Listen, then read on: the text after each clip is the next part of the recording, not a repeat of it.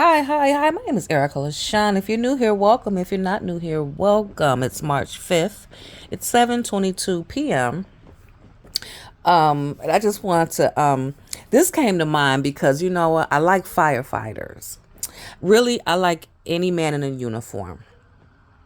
It just does something. Uniforms and haircuts. I don't know. A man wear a uniform, or when he gets his hair cut, it changes the whole thing. Just like a woman getting her hair done, it really changes the whole situation. And shout out to my women in uniform. My niece Aisha. Hi, Ish. She's a sergeant in the army. Um, and she's in social work. She's a social worker. Okay, so back to firefighters. My grocery store, my community. I love when I'm walking to the store, and you see the truck. They park anywhere. They park right up by the store. And I'm like, okay, they in there. And they be in there or whatever. And they keep their big pants on with the suspenders holding them up, and with their little t-shirt or whatever, boots, and be like four or five of them. And they each have their little basket or whatever, and they just be walking around. They look so cute or whatever. I don't know. And then they skip the line. They open up a lane for them, and they just go on. I don't know. I just like firefighters.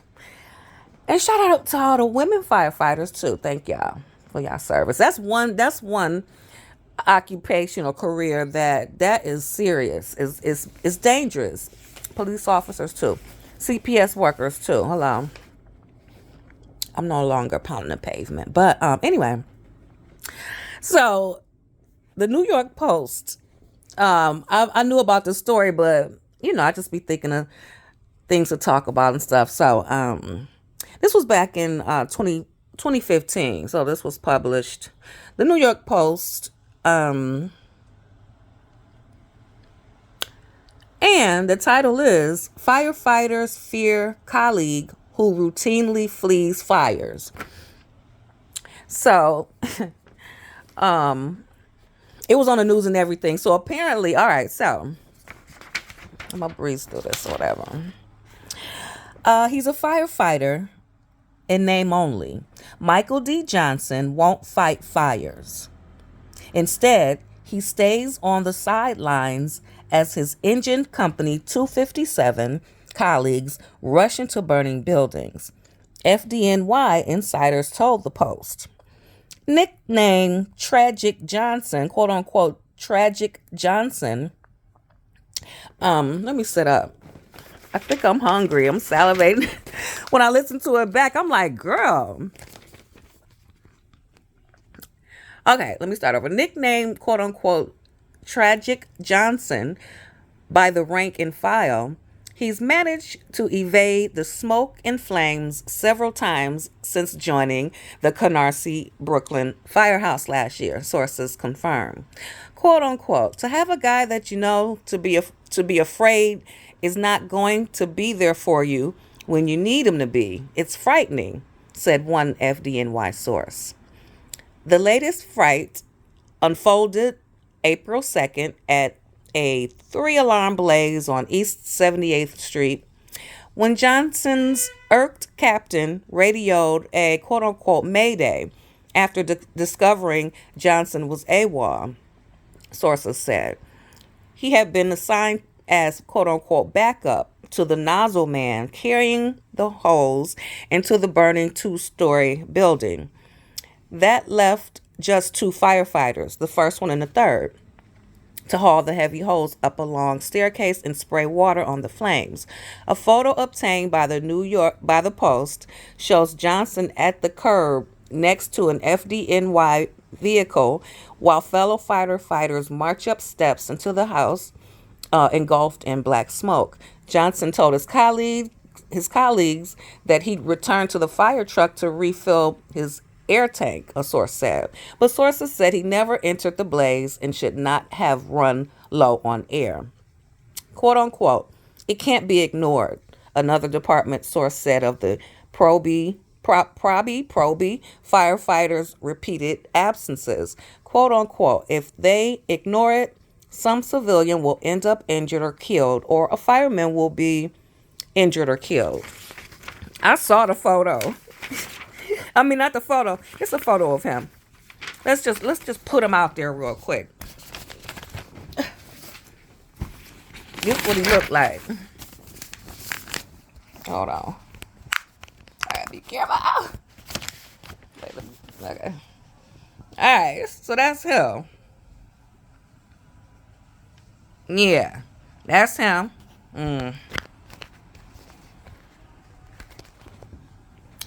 Everyone. Oh, Johnson, whose head is seen above the car roof. Oh, yeah, there you go. Stands on the sidelines while his fellow fighters battle flames. Michael D. Johnson, quote unquote, everyone is concerned. Oh, sorry, I'm reading these captions. I gotta watch that. Quote unquote, everyone is concerned about working with him, said a third source. Quote unquote, quote, we're concerned for our safety, but we're also concerned for his safety. But department members are afraid to openly complain or criticize Johnson, who was black, because he was hired under a court order to increase minority hiring in the FDNY. Johnson, 41, a former city EMT who earned 2 medals on that job, was among 282 quote-unquote priority hires. Applicants passed over in 1999 or 2000 as a result of a discrimination, a federal judge ruled. I was having a chit chat with a firefighter one time. I ended up at a party, a gathering with a bunch of black firefighters. That's heavenly. But anyway, he was the head of it's called the Falcons or the something. So it's an organization within the FDNY. And when he was explaining what he did and his position in that organization, this was around his time. This wasn't recent. So we just, having good conversation or whatever. And he said they started that. He's like the president or whatever, because people were complaining that minorities were not passing the test, and Caucasian firefighters were. So I guess it got to the point where black firefighters was like, enough is enough or whatever. So they started this organization. I think it's the Falcons or not the Ravens. It's some sort of bird. But he was saying that a lot of the white firefighters, they come from lineage and a legacy. Their fathers were in FDNY, grandfathers and stuff like that. And their theory is they had like an inside, they had a way to pass the test. They scored higher. And he was saying there's no way that the stats were just so unbalanced or whatever. And, which brought the percentage of minorities down over the years. So they felt something was up. So they started that organization within. So I think that's what they're talking about, because that's what the guy was telling me at the little gathering. Okay, moving forward. His June 2nd, 2014 graduation class of 286 probationary firefighters was hailed as the most diverse in FDNY history. Yep, because of that group. It's all coming together. 24% Hispanic, 17% Black, and 4 women. While most minority hires, including others at Engine 257, have become outstanding firefighters, sources said, Johnson has fumbled. It took him 3 attempts to pass the fire academy, they said, and he has been sent back for retraining twice. He's a nice enough person, but he's certainly lacking in the ability to put himself in harm's way, one source said. And you know what? That's firefighters, police officers, they are really putting their life on. I had to take an oath as a child protective specialist with the city, sorry, with New York City or whatever. I had to raise my right hand and repeat what the girl was saying to me. So I am a mandated reporter, even though I'm no longer in the field. Thank God, but I'm still a mandated reporter, and I will always be as long as I work for New York City Children's Services. So if I'm out and about and if I see something, I have to say something. If not, they're going to come after me. Okay. The fire boss who radioed the quote unquote Mayday, a rare code used to signal that a firefighter is lost in a blaze or in distress, knew Johnson had stayed outside but wanted to document his absence on the recorded transmissions, sources said. Shortly after the incident, a chief sent a letter to the Brooklyn division describing concerns about Johnson, a source said. The department confirmed Saturday that the April 2nd May Day resulted in an official department order to retrain Johnson. After his week-long training, a source said, Johnson indicated he didn't want to return to the Canarsie firehouse, but was ordered by the department brass to do so. He needed a job. And that's why we get the stuff we get out on these streets, because they don't look at it as someone to serve their community and willing to risk their own life to do it. So Johnson was like, oh my God, the rent is due. After his week-long retraining, a source said, Johnson indicated he didn't want to return to the The department seems to not want to give a fuck about any of this. They ain't say fuck, but I did. They have it kind of, F-K, whatever. About any of this because they want to fill their quota, the source said. Reached at his home on Saturday, Johnson refused to answer questions about his performance or address the complaints, saying he was not authorized by the FDNY to speak. He was not authorized. Okay, so he like, I ain't talking. Quote unquote, to have a guy that you now have to be afraid is not going to be there for you when you need him to be, is frightening. Y'all said that. So an FDNY source said, a source said that, they said that. Y'all said that. On the May Day, he said only, quote unquote, the captain never said anything to me. I have to go to my station and ask them what they're talking about. So many things could be said and not be true. I'm doing him. Coward. Johnson saw his salary soar from the $44,520 he made as an EMT in 2008 to $76,488 last year as a firefighter, according to See Through New York Data. That's a publication. All right, I'm gonna wrap it up. Johnson would not address reports. He took several days of medical leave for stress following the April 2nd fire and several months medical leave after a fire in a 6-story apartment building on Rockaway Parkway last July 4th weekend. Insiders insisted they were not targeting Johnson because he was a quote-unquote priority hire, noting the Canarsie firehouse has Black and Latino members and a female firefighter who are all highly regarded. But Johnson's advanced age as a rookie may have made it more difficult for him, sources said. Quote unquote, he's now in the position where he has to do a job that's not meant for a 40-year-old to start, one said. Quote unquote, he's slow and he's a danger. FDNY spokesman Jim Long would not discuss Johnson's performance on record, but said, quote unquote, probationary firefighters receiving additional training or going back for retraining is a normal practice in the department. Officials noted that Johnson and other fire academy graduates remain under probation and evaluation for a year after they enter the field. Those who do not successfully complete probation can be fired, officials said. Johnson will mark his first year as an FDNY firefighter in 2 weeks. The story is cut off. I'm going to need you to just get another job. Go back to and be an EMT.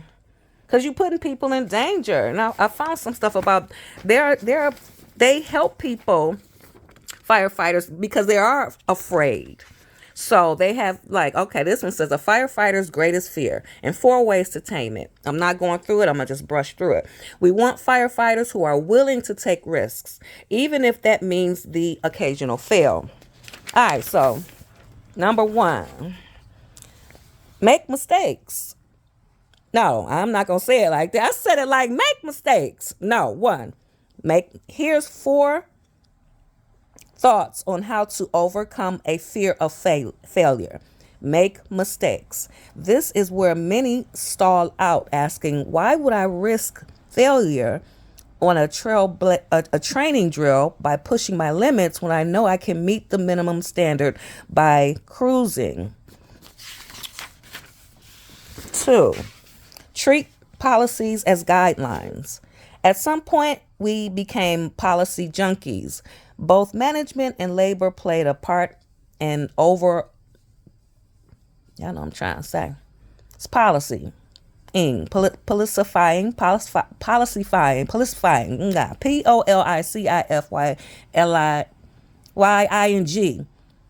the fire service. Okay. The thous and shalls. May everyone treat policy as if it were cardinal law, where absence of it meant a free pass, and a violation drew a penalty of, internal damnation. Yeah, so stick with the policy. That's what we used to do. We had to stick to our policies and procedures because you have to. They become second nature after a while, and you just do it. Your case practice work is the same every time. 3, understand that getting in trouble might suit you in the long run. Let's say your supervisor disagrees with your decision or is too scared to back a good call, to violate policy, or even change the policy to make it more appropriate. They do that. You got to watch out for that. That's scary. You have a superior that will lie, change the rules, the policy, have you doing stuff that you know you're not supposed to be doing. But I wasn't that type of worker. I'm not going to, like, if I go to a school and I have to you don't do removals at school. Don't touch that kid, period. They can sue us. They sue us all the time. Start the discussion now. These suggestions are meant to start conversations you have with your peers, subordinates, and supervisors. It's just, okay, whatever. So anyway, back to firefighters. Some of them scared. So Johnson, he was in the back of that truck like, y'all think I'm going in there? Y'all got another thing coming. Well, I think you need a new job, honey. That's what you need to do. I'm over firefighters. So that's about it. But I wanted to talk about Johnson, who had the nerve. They knew what he was doing. Dang, I forgot to do where is he now? I wonder what he's doing now. Anyway, all right. I gotta go. My name is Erica LaShawn. Please like, share, and subscribe. Thanks. Bye.